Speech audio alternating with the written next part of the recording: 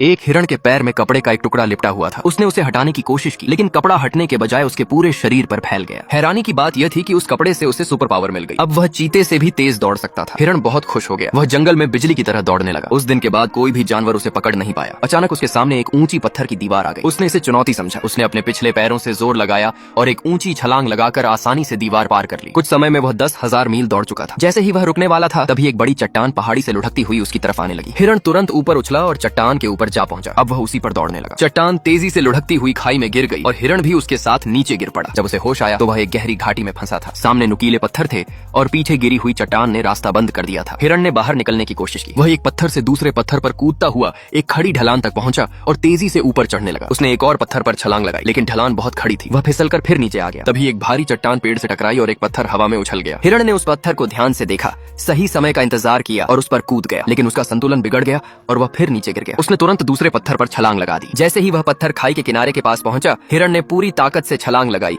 और घाटी से बाहर निकल गया। खुश होकर वह फिर तेजी से दौड़ने लगा, लेकिन अचानक एक बड़ी चट्टान से टकरा गया। अगले ही पल उसने खुद को एक बड़े खेल स्टेडियम के बीच खड़ा पाया।